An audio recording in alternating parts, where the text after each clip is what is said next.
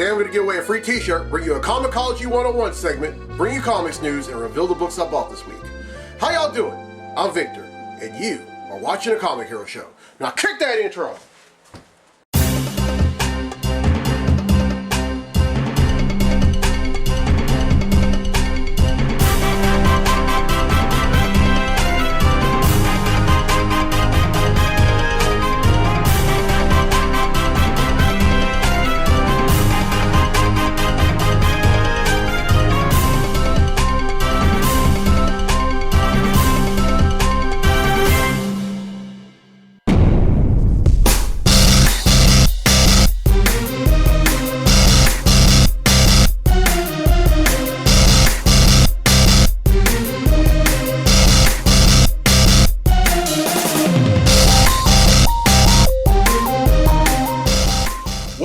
Edition of the Comic Hero Show. I'm your host Victor Nunley, and I am the Comic Hero. This month is Birth Defects Awareness Month. Now, birth defects are structural changes present at birth that can affect almost any part of the body. They develop most often during the first 3 months of pregnancy when a baby's organs are forming and can cause problems in overall health. Now, about 1 in 33 babies in the U.S. is born with a birth defect each year. And, honestly, that's a lot. One out of every 33. Now, there are thousands of birth defects, but the most common are congenital heart defects, cleft lip and cleft palate, spina bifida, Down syndrome, and clubfoot. And this is a birth defects awareness themed Comic Hero tee. Inside the speech bubble, you have a pattern of a baby, and then on one side of the shield, you have blue and pink that represents any boy or girl or any man and women that was born with a birth defect that are still with us today, and those that have passed on. And this is the birth defects awareness ribbon, and then this is the this patch is a chromosome with a baby inside. Now, if you would like your very own birth defects awareness team Comic Hero tee, you can find them on my website, IamTheComicHero.com, for $20. And I know that January is coming to a close, so I'm going to extend the sale of this shirt on the shop section of my website for 2 more weeks. And I personally know some folks that were born with birth defects, and I know their families, and I know and I have friends who know people that were born with birth defects. And if y'all are watching this episode is for y'all. I mean, I love showing love to people. And it doesn't matter whether they're going through adversity or not. I love showing love, and that's something that I'm going to continue to do for as long as I'm doing this show, which is going to be a very long time. All right, it's time to give away a free t-shirt.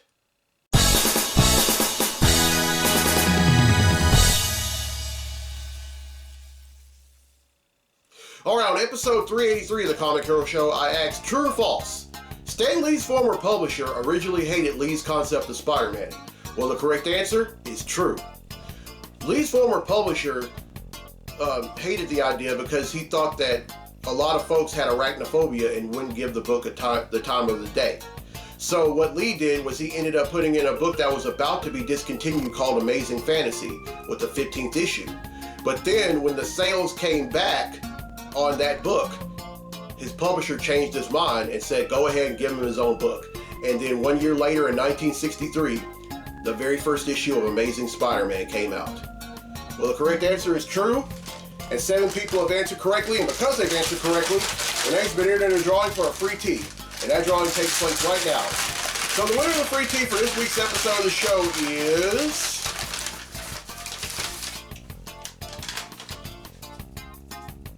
Cole Pardue from West Monroe, Louisiana. So congratulations, Cole. You win yourself a free Comic Hero tee. All right, here's the question for the next episode, and this is a Fantastic Four question. Mr. Fantastic is the only member of the Fantastic Four who is not a native New Yorker. What state is he from? Now, here's some hints, and there are about 7 of them. The first hint is that this state is the 31st state in the U.S.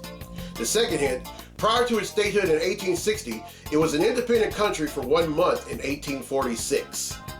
The third hint, the first McDonald's opened in this state. The fourth hint, almonds are this state's top exports. The fourth hint, this state stretches from the Mexican border along the Pacific for nearly 900 miles. All right, that was the fifth hint. The sixth hint, wetsuits, skateboards, Barbie dolls, Apple products, frisbees, and even the internet were all invented in this state.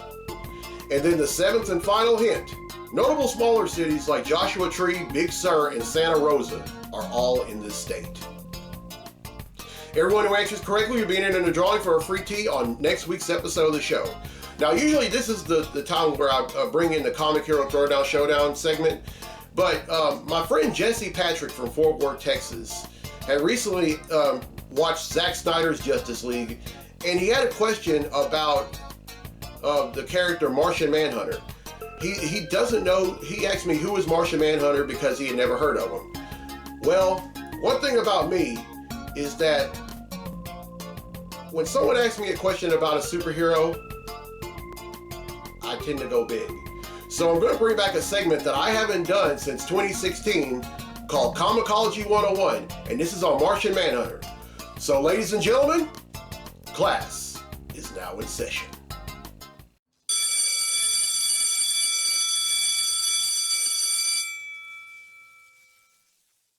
Welcome to Comicology 101. Today, I'll be talking about the Martian Manhunter. The Martian Manhunter, or his real name, J'onn J'onzz, is a superhero in American comic books published by DC Comics. Created by writer Joseph Samixon and designed by artist Joe Certa, the character first appeared in the story The Manhunter from Mars in Detective Comics number 225 in November of 1955. Martian Manhunter is one of the 7 original members of the Justice League of America and one of the most powerful beings in the DC universe.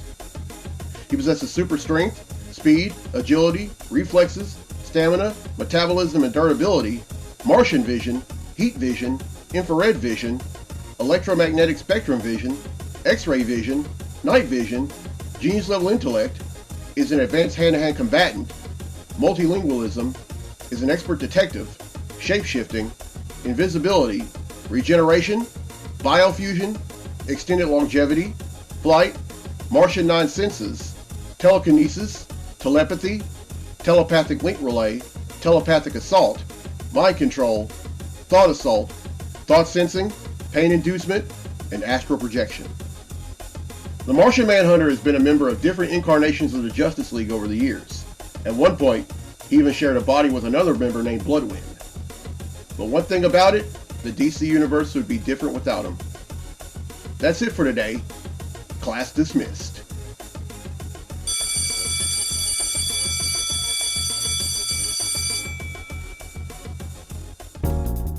Alright, well, I hope y'all enjoyed the Comicology 101 segment, and it feels good to do it again. If y'all have any questions about any superheroes or the history of any superheroes, please let me know.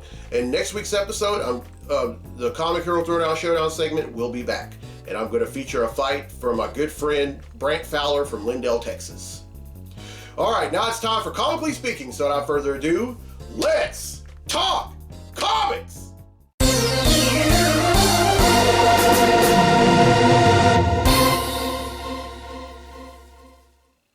Alright, there's only one thing I'm going to talk about in this segment of Comically Speaking, and I went ahead and did it. I went and saw Spider-Man No Way Home. Now, let me tell y'all, that movie, that's how you do a comic book movie, folks. Woo! That was one crazy and awesome ride, and I'm honestly not going, I kind of did that against all odds because, I'm still, practicing social distancing during this pandemic, but I just went on ahead and did it, and not going to go out in theaters and see it again, but I will buy it when it comes out on DVD. That movie is something else. I love it. It was well written, well directed, well casted. There were parts where I wanted to curse. There were parts where I wanted to break stuff, and there were parts where I cheered. But mostly I cheered. There were a few things about the movie that kind of raised an eyebrow, and it kind of rubbed me the wrong way, but overall it was great. Now I need to warn y'all about things. There are two extra scenes rather. There's the first extra scene is gonna blow you away. And then the second extra scene is going to be a setup for a movie coming out in theaters later this year.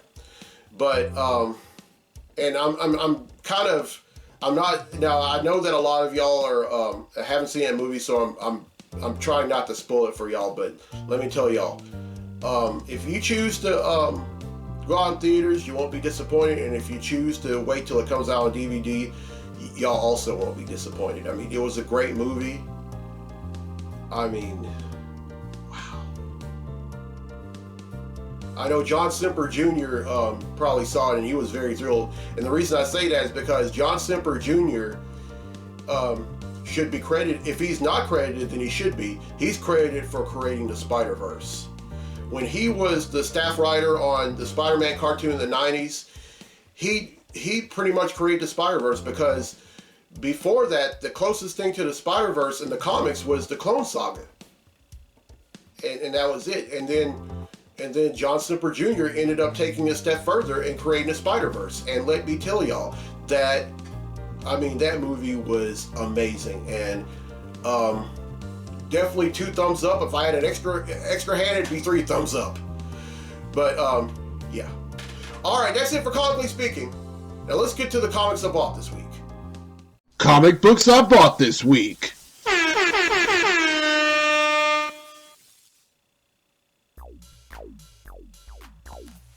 Alright, first up is The Amazing Spider-Man number 86.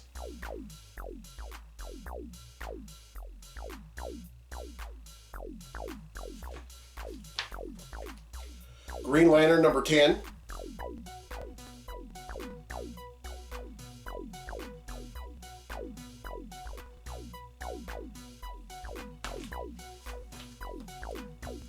Hulk number 3.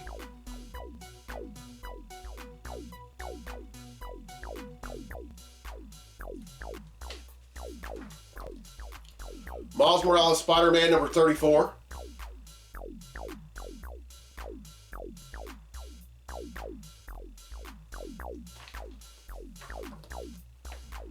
Superman Son of Kal-El number 7.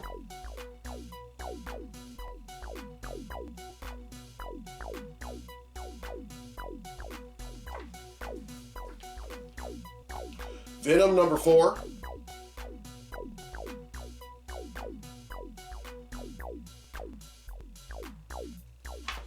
And finally, Wonder Woman number 783.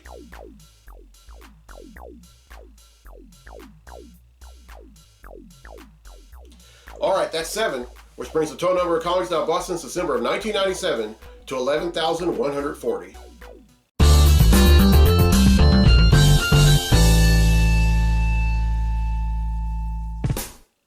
Alright, well, I hope y'all enjoyed this episode. And here's a question again for a free tee for next week's episode of the show. Mr. Fantastic is the only member of the Fantastic Four who is not a native New Yorker. What state is he from? Now, here are the hints again. The first hint is that this state is the 31st state in the U.S. The second hint, prior to its statehood in 1850, it was an independent country for 1 month in 1846. The third hint, the first McDonald's opened in this state. The fourth hint, almonds are this state's top exports. The fifth hint, this state stretches from the Mexican border along the Pacific for nearly 900 miles. The sixth hint, wetsuits, skateboards, Barbie dolls, Apple products, Frisbees, and even the internet were all invented in this state.